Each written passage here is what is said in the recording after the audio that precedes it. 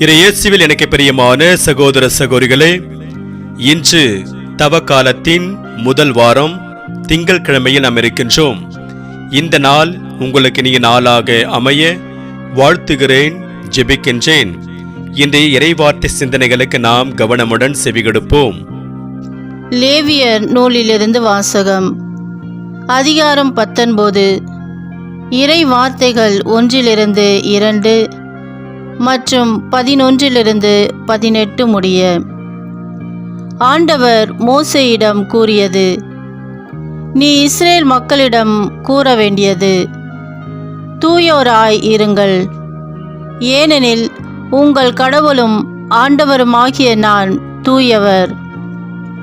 களவு செய்யாமலும் பொய் சொல்லாமலும் ஒருவரை ஒருவர் வஞ்சியாமலும் என் பெயரால் பொய் ஆணையிட்டு உங்கள் கடவுளின் பெயருக்கு இழுக்கு ஏற்படுத்தாமலும் இருங்கள். நான் ஆண்டவர். அடுத்திருப்பவரை ஒடுக்கவோ அவருக்குரியதை கொள்ளையிடவோ வேண்டாம். வேலையாளின் கூலி விடியும் வரை உன்னிடம் இருத்தல் ஆகாது. காது கேளாதோரை சபிக்காதே, பார்வையற்றோரை இடற செய்யாதே. உன் கடவுளுக்கு அஞ்சி நட. நான் ஆண்டவர். தீர்ப்பிடுகையில் அநீதி இழைக்காதே. சிறியோர் பெரியோர் என முகம் பாராது உனக்கு அடுத்து வாழ்வோருக்கு நேர்மையுடன் நீதி வழங்கு. உன் இனத்தாருக்குள் புறம் கூறி திரியாதே. உனக்கு அடுத்து வாழ்பவரின் குருதி பழிக்கு காரணமாகாதே. நான் ஆண்டவர். உன் சகோதரரை உன் உள்ளத்தில் பகைக்காதே. உனக்கு அடுத்தவர் பாவம் செய்யாதபடி அவரை கடிந்து கொள். பழிக்கு பழியென உன் இனத்தார் மேல் காழ்ப்பு கொள்ளாதே. உன் மீது அன்பு கூர்வது போல் உனக்கு அடுத்து இருப்பவர் மீதும் அன்பு கூர்வாயாக. நான் ஆண்டவர். ஆண்டவரின் அருள்வாக்கு. இறைவனுக்கு நன்றி. திருப்பாடல் 19. பல்லவி. ஆண்டவருடைய வார்த்தைகள் வாழ்வு தரும் ஆவியை கொடுக்கின்றன. ஆண்டவரின் திருச்சட்டம் நிறைவானது, அது புத்துயிர் அளிக்கின்றது. ஆண்டவரின் ஒழுங்குமுறைகள் நம்பத்தக்கது, எளியவருக்கு அது ஞானம் அளிக்கின்றது. பல்லவி. ஆண்டவருடைய வார்த்தைகள் வாழ்வு தரும் ஆவியை கொடுக்கின்றன. ஆண்டவரின் நியமங்கள் சரியானவை, அவை இதயத்தை மகிழ்விக்கின்றன. ஆண்டவரின் கட்டளைகள் ஒளிமயமானவை, அவை கண்களை ஒளிர்விக்கின்றன. பல்லவி. ஆண்டவருடைய வார்த்தைகள் வாழ்வு தரும் ஆவியை கொடுக்கின்றன. ஆண்டவரை பற்றிய அச்சம் தூயது, அது எந்நாளும் நிலைத்திருக்கும். ஆண்டவரின் நீதி நெறிகள் உண்மையானவை, அவை முற்றிலும் நீதியானவை. பல்லவி. ஆண்டவருடைய வார்த்தைகள் வாழ்வு தரும் ஆவியை கொடுக்கின்றன. என் கற்பாரையும் மீட்பருமான ஆண்டவரே, என் வாயின் சொற்கள் உமக்கு ஏற்றவையாய் இருக்கட்டும். என் உள்ளத்தின் எண்ணங்கள் உமக்கு உகந்தவையாய் இருக்கட்டும். பல்லவி. ஆண்டவருடைய வார்த்தைகள் வாழ்வு தரும் ஆவியை கொடுக்கின்றன. இதுவே தகுந்த காலம், இன்றே மீட்பு நாள். ஆண்டவரே, நற்செய்தியை தகுந்த விதத்தில் எடுத்து சொல்ல என் உள்ளத்தையும் உதட்டையும் தூய்மையாக்கும். ஆண்டவர் உங்களோடு இருப்பாராக, உம் ஆன்மாவோடும் இருப்பாராக. தூய மத்தேயு எழுதிய பரிசுத்த நற்செய்தியிலிருந்து வாசகம். ஆண்டவரே, மாட்சி உமக்கே. மத்தேயு நற்செய்தி அதிகாரம் 25 இறை வார்த்தைகள் 31-46 முடிய. அக்காலத்தில் இயேசு தம் சீடர்களை நோக்கி கூறியது: வானதூதர் அனைவரும் புடைசூழ மானிட மகன் மாட்சியுடன் வரும்போது தம் மாட்சிமிகு அரியணையில் வீற்றிருப்பார். எல்லா மக்களினத்தாரும் அவர் முன்னிலையில் ஒன்று கூட்டப்படுவர். ஓர் ஆயர் செம்மறி ஆடுகளையும் வெள்ளாடுகளையும் வெவ்வேறாக பிரித்து செம்மறியாடுகளை வலப்பக்கத்திலும் வெள்ளாடுகளை இடப்பக்கத்திலும் நிறுத்துவது போல் அம்மக்களை அவர் வெவ்வேறாக பிரித்து நிறுத்துவார். பின்பு அரியணையில் வீற்றிருக்கும் அரசர் தம் வலப்பக்கத்தில் உள்ளோரை பார்த்து, என் தந்தையிடமிருந்து ஆசி பெற்றவர்களே, வாருங்கள், உலகம் தோன்றியது முதல் உங்களுக்கு ஏற்பாடு செய்யப்பட்டிருக்கும் ஆட்சியை உரிமை பேராக பெற்றுக்கொள்ளுங்கள். ஏனெனில் நான் பசியாய் இருந்தேன், நீங்கள் உணவு கொடுத்தீர்கள். தாகமாயிருந்தேன், என் தாகத்தை தணித்தீர்கள். அந்நியனாக இருந்தேன், என்னை ஏற்றுக்கொண்டீர்கள். நான் ஆடையின்றி இருந்தேன், நீங்கள் எனக்கு ஆடை அணிவித்தீர்கள். நோயுற்றிருந்தேன், என்னை கவனித்துக் கொண்டீர்கள். சிறையில் இருந்தேன், என்னை தேடி வந்தீர்கள் என்பார். அதற்கு நேர்மையாளர்கள், ஆண்டவரே, எப்பொழுது உம்மை பசியுள்ளவராக கண்டு உணவளித்தோம், அல்லது தாகமுள்ளவராக கண்டு உமது தாகத்தை தணித்தோம்? எப்பொழுது உம்மை அந்நியராக கண்டு ஏற்றுக்கொண்டோம், அல்லது ஆடை இல்லாதவராக கண்டு ஆடை அணிவித்தோம்? எப்பொழுது நோயுற்றவராக அல்லது சிறையில் இருக்க கண்டு உம்மை தேடி வந்தோம் என்று கேட்பார்கள். அதற்கு அரசர், மிக சிறியோராகிய என் சகோதரர் சகோதரிகளுள் ஒருவருக்கு நீங்கள் செய்ததையெல்லாம் எனக்கே செய்தீர்கள் என உறுதியாக உங்களுக்கு சொல்கிறேன் என பதிலளிப்பார். பின்பு இடப்பக்கத்தில் உள்ளோரை பார்த்து, சபிக்கப்பட்டவர்களே, என்னிடமிருந்து அகன்று போங்கள். அலகைக்கும் அதன் தூதருக்கும் ஏற்பாடு செய்யப்பட்டிருக்கிற என்றும் அணையாத நெருப்புக்குள் செல்லுங்கள். ஏனெனில் நான் பசியாயிருந்தேன், நீங்கள் எனக்கு உணவு கொடுக்கவில்லை. தாகமாயிருந்தேன், என் தாகத்தை தணிக்கவில்லை. நான் அந்நியனாயிருந்தேன், நீங்கள் என்னை ஏற்றுக்கொள்ளவில்லை. ஆடையின்றி இருந்தேன், நீங்கள் எனக்கு ஆடை அணிவிக்கவில்லை. நோயுற்றிருந்தேன், சிறையிலிருந்தேன், என்னை கவனித்துக் கொள்ளவில்லை என்பார். அதற்கு அவர்கள், ஆண்டவரே, எப்பொழுது நீர் பசியாகவோ தாகமாகவோ அந்நியராகவோ ஆடையின்றியோ நோயுற்றோ சிறையிலோ இருக்க கண்டு உமக்கு தொண்டு செய்யாதிருந்தோம் என கேட்பார்கள்.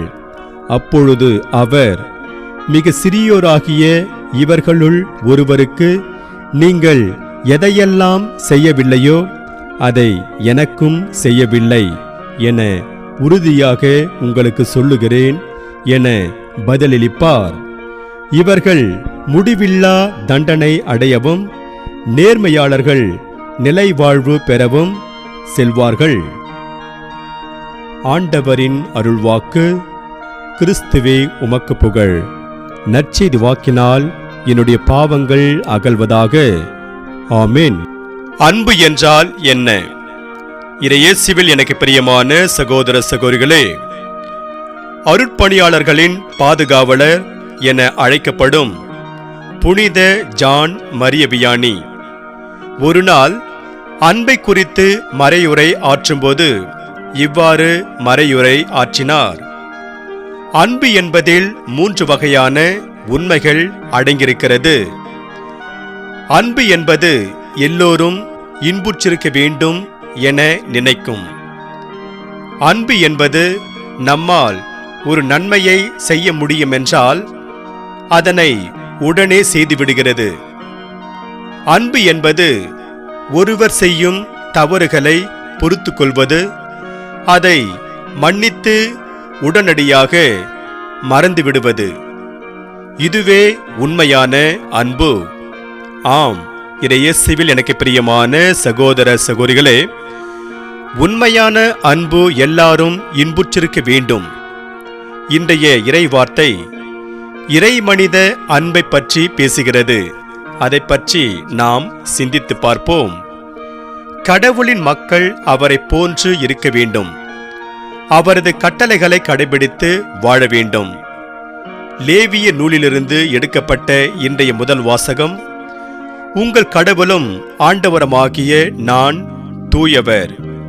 உன்மீது நீ அன்பு கூர்வது போல் உனக்கு அடுத்திருப்பவர் மீதும் அன்பு கூர்வாயாக என்கிறது.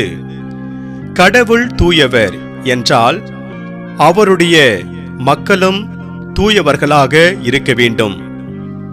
ஒருவர் மற்றவரை அன்பு செய்ய வேண்டும் என்று அவர் சொல்கிறார் என்றால், அவர் சொல்வது போல ஒருவர் மற்றவரை அன்பு செய்ய வேண்டும். அப்படி வாழும்போது மட்டுமே நாம் கடவுளின் மக்களாக இருக்க முடியும். இன்றைய நற்செய்தி வாசகத்தில் ஒருவர் கடவுளின் அன்பு கட்டளையை கடைபிடித்து அவரை போல வாழும்போது என்ன கைமாறி கிடைக்கும் என்பதை எடுத்து கூறுகிறது. வலப்பக்கத்தில் அமர்வது என்பது மரியாதைக்குரிய ஒன்று. அத்தகைய பேரானது செம்மறி ஆடுகளுக்கு கொடுக்கப்படுகின்றது. வெள்ளாடுகளுக்கு இடப்புறம் கொடுக்கப்படுகிறது. செம்மறி ஆடுகள் ஆண்டவர் மீது அன்பு கூர்ந்து அந்த அன்பை அடுத்திருப்பவருக்கு வழங்கியவர்கள். அதனால் அவர்கள் வலப்புறம் அமரும் பேறு பெறுகிறார்கள். வெள்ளாடு என்பது ஆண்டவர் மீது அன்பு கூறாமலும் அடுத்திருப்பவர் மீதும் அன்பு கூறாதவர்களை குறிக்கிறது.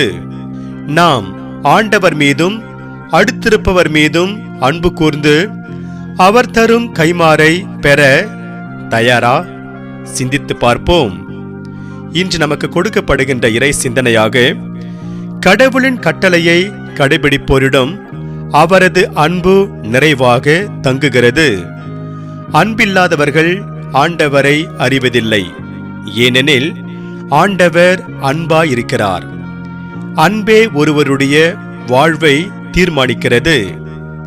இன்று நமக்கு கொடுக்கப்படுகின்ற இறை சிந்தனையாக, அன்பே திருச்சட்டத்தின் நிறைவு என்று ரோமியருக்கு எழுதிய கடிதத்தில் 13ஆம் அதிகாரம் 10வது வசனத்தில் தூய பவுல் கூறுகிறார்.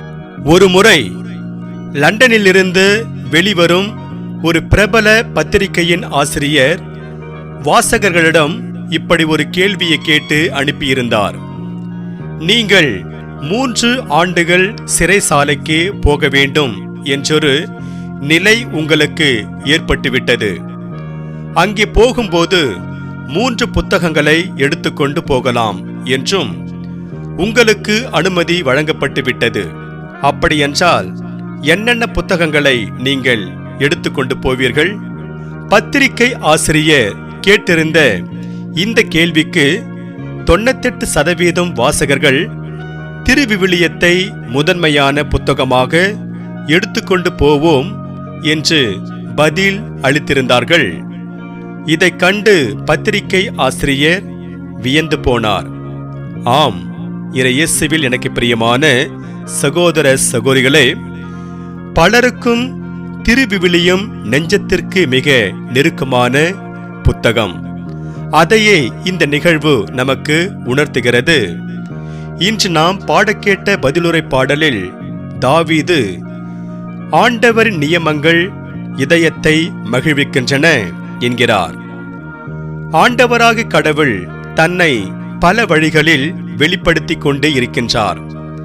இன்று நாம் பதிலுரை பாடலாக பாடக்கேட்ட திருப்பாடல் 19 ஆண்டவர் தன்னை 2 வழிகளில் வெளிப்படுத்துகின்றார் என்று கூறுகிறது. 1 படைப்புகள், 2 இறைவார்த்தை. இத்திருப்பாடலில் வரும் 7 முதல் 14 வரை உள்ள இறைவார்த்தைகள் ஆண்டவரின் திருச்சட்டம் எத்துணை உயர்வானது என்பதை எடுத்து கூறுகிறது.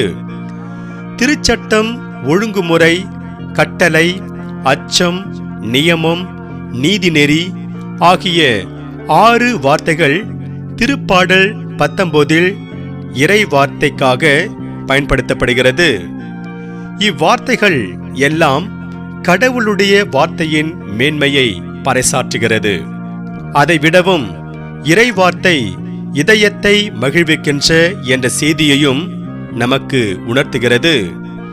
உண்மையில் இறைவார்த்தையை விடவும் நம்முடைய இதயத்தை மகிழ்விக்கக்கூடிய வேறு எதுவுமே இல்லை. இத்தகைய வார்த்தையை நாம் கடைபிடித்து வாழும்போது இதைவிட பெரிய பேறு வேறு எதுவும் இல்லை. கடவுளுடைய வார்த்தையை கேட்டு அதனை தியானிப்பதற்கு அன்னை மரியாவே நமக்கு மிக பெரிய எடுத்துக்காட்டு. திருவிவிலியத்தின் வழியாக கடவுள் நம்மோடு பேசுகிறார். அதை கேட்பதற்கு நாம் தயாராயிருப்போம். இறை வார்த்தையில் வேரூன்றிய வாழ்க்கையே இறைவனுக்கு உகந்த வாழ்க்கை. நீர்த்தந்த நீதிநெறிகள் நேர்மையானவை என்று திருப்பாடல் 119 அதிகாரம் 138 அதிகாரத்தில் திருப்பாடல் ஆசிரியர் கூறுகிறார்.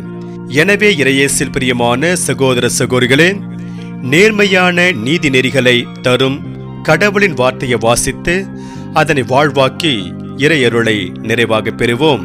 இறைவன் உங்கள் அனைவரையும் நிறைவாக ஆசீர்வதிப்பாராக. ஆமென்.